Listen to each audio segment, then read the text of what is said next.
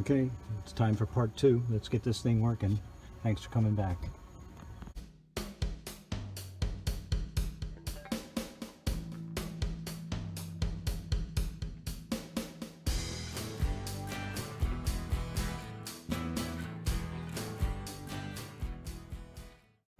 Ah, so nice to get dirty again. Love it. Okay, so here's something that drives me bonkers. And I'm sorry if I'm yelling. I've got some comments that people can't hear me on the videos, and I do have some vocal issues being loud. Anyway, here is the belt number off of that belt. I said it's a little too short. Apparently it's a Goodyear belt.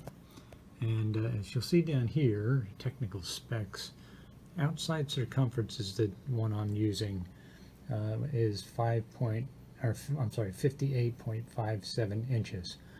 Now I have found that if I go to Rock Auto, there's a number of different options here, depending on if you want an economy or a standard.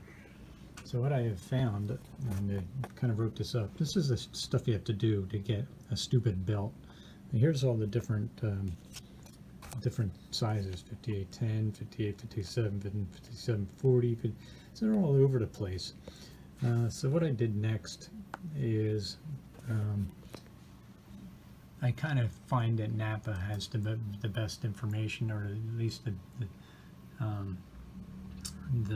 most accurate information, and their belt, which is $39, is totally crazy. I'm sure it's a good belt though, but their outside circumference here is 58.31. And so what I did is I wrote down all these specifics, and I found that 58.31 is the Gates 7575, and that kind of only gives me about a quarter inch, if you know decimal.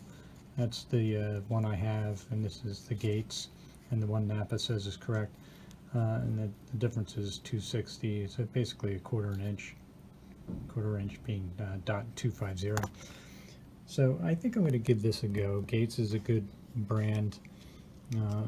On Rock Auto it's $13.95, but I actually found it on with free shipping on Amazon, so I have one coming. Alright, so before I drive myself crazy trying to figure out the 66 Dart, I'm going to try these processes on my daily driver car, which is a 2013 Hyundai Elantra. Exciting car that it is. So let's try these tests here. I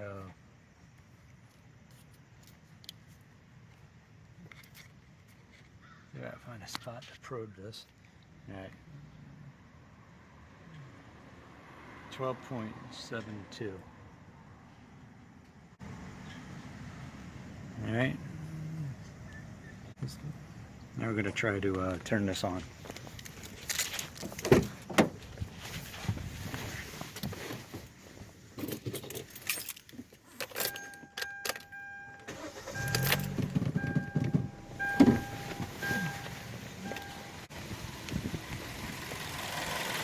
Okay, there we go, 14.34.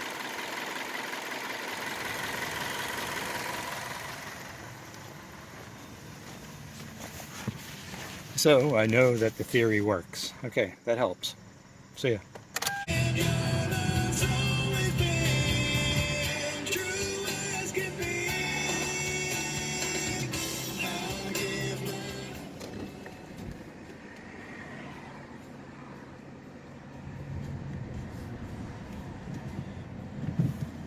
Okay, I just got back from Napa.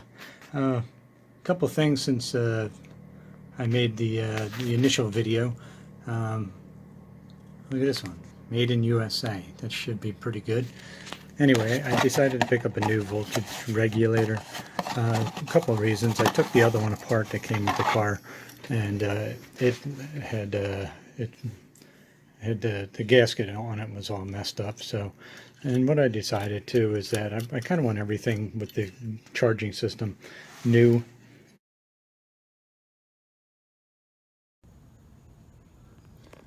All right, back got the replacement alternator. I'm going to swap this out, and I'll be back with the test results. Hopefully this will be a win. Alright, to get the fan belt off, you also have to take off the power steering belt, which I already did. Here's the old alternator belt. I'm going to compare that in a few minutes and make sure that I got a smaller one this time. So let's hope. Okay, so this belt is definitely better. As you can see, I have plenty of room for adjustment. There's the story mark where the bolt should probably go close to. I think what the problem with the old belt was is that it wasn't, I think it was too skinny. And maybe it was fitting in the grooves too far, or it just kind of wore down. I don't know. But anyway, I'm much happier with this. So that's one win. Let's hopefully we can get some juice from this thing. So I'm about ready to check that out.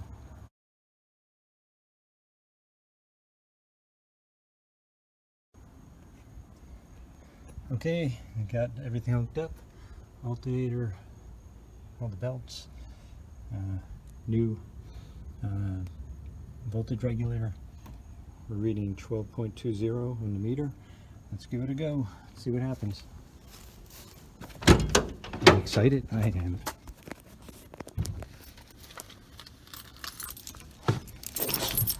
Let's take a look at this meter too.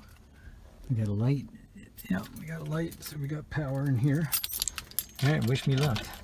A cold start, by the way. Look at that, baby. We're charging until we fall off. I think we got our problem fixed, buddy. Let's go check the meter.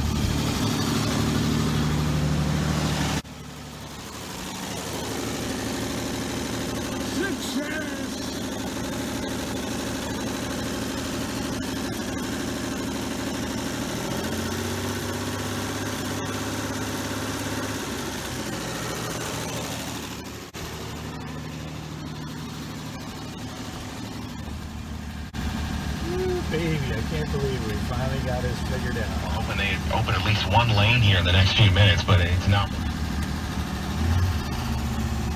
Alright.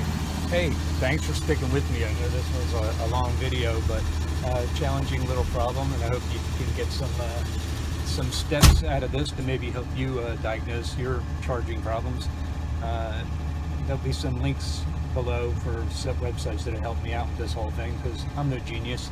I'm just a normal guy like you who loves cars, and you know, often goes to the World Wide Web, and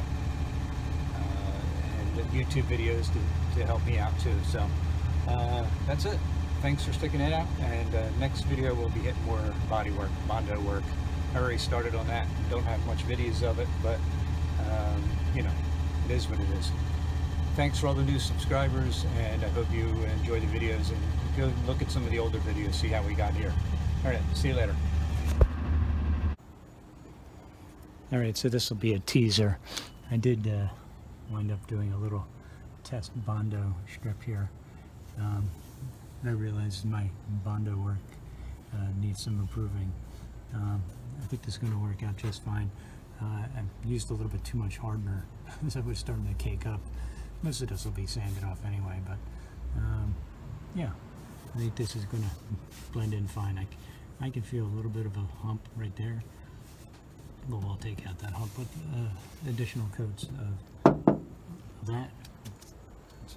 That's looking at. I also was able to finagle this trim ring. It's got a couple of spots where it's not quite right, but this is really bent up here, and I was able to kind of straighten it out a little bit, but I wanted to get this on really so I had an idea. And I know this looks really crappy. I still have a little more work to do on this, some sanding and stuff, and it's starting to rust a little bit because I haven't been working on it, and it's been a little rainy here. But I did get that trim around the wheel well, and I'm happy about that because I don't want to have to buy one of these, and I can live with a little imperfection. I've been living with imperfections my whole life. My own, I should say.